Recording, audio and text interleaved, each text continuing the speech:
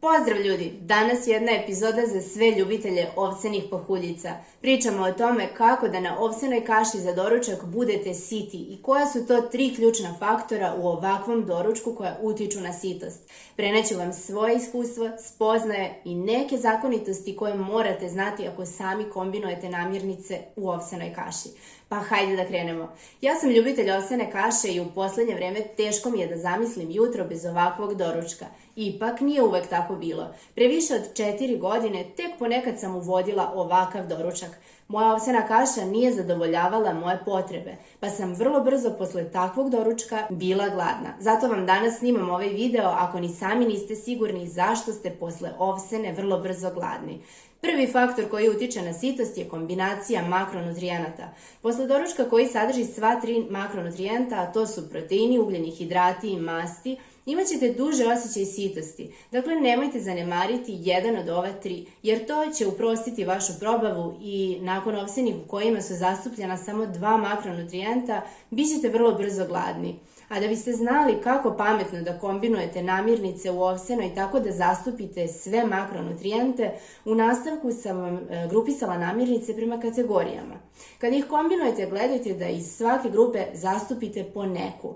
Za ovakvu kombinatoriku važno je malo predznanje, a ono se odnosi na to koja namirnica je većinski kog sastava.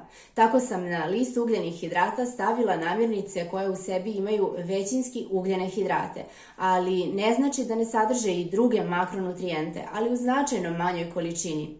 Ovsene pahuljice same po sebi jesu jedna od žitarica bogatijih proteinima, pa su zato i najpopularnije među vežbačima, ali smatram da to nije dovoljno, pa tako i većina ljudi u treningu kaši dodaju neki praškasti protein.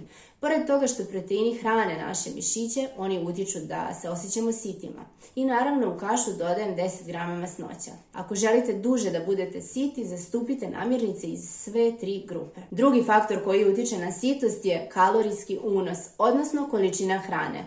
Nije isto ako pojedete 3 ili 10 kašika ovsenih. Ali isto tako nije isto ako pojedete 3 ili 10 badema. Neiskusna Jovana je u početku jela 3 kašike ovsenih i bila gladna, a sada gledam da u jedan obrok zastupim dovoljnu količinu ovsenih pahuljica i jedem 50 grama, što je 194 kalorije. Zatim gledam da zastupim voće, ali takođe ne zaboravljam da kaši dodam i neki od biljnih proteina, kao i 10 grama masnoća. Brojeve koje sam sada navela ne trebaju da budu vaš putokaz, jer svako ima drugačije kalorijske potrebe u danu i ciljeve koje želi da postigne u ishrani. Ali ovo vam dajem kao primer, jer mnogi prave grešku i za početak ne stave ni dovoljno ovsenih u jedan obrok, a kamoli proteine ili masnoće, a onda se čude kako su gladni.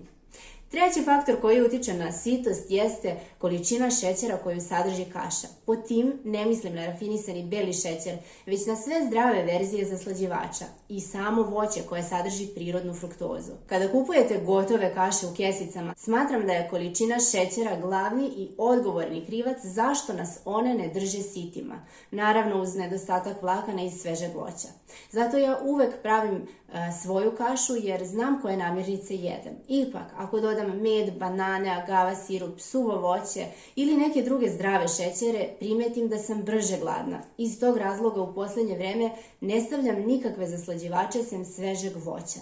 Izbegavanje zaslađivača i šećera je posebno važno za one koji žele da smršaju, jer držanje insulina na nižem nivou u tome vam može pomoći, a o ovome ću sigurno snimiti neki zaseban video. Ovsena kaša sjajan je obrok ako volite laganiju hranu koja ne opterećuje vašu probavu, a daje vam energiju. Ona je sjajan izvor vlakana, vitamina, zdravih masnoća i proteina. Ako znate da iskombinujete namirnice i napravite balansiran recept, dugoročno ovakav doručak može da utiče na vaše bolje zdravlje. Ipak, sitost na ovakvoj hrani nikada nije ista onoj na nekom glutenskom hlebu i slanini. Zato dobro razgraničite onaj osjećaj kada vam je probava lagana, odnosno kada vam nije teško u stomaku nakon hrane i osjećaj kada ste zaista gladni i fali vam energije. Nadam se da ste naučili nešto novo, a ako vam je ovaj video služio, podelite ga sa nekim ko voli ovsenu, a ko se isto pita kao i vi zašto nisam sit nakon ovsene kaše. Hvala vam na gledanju. Ćao!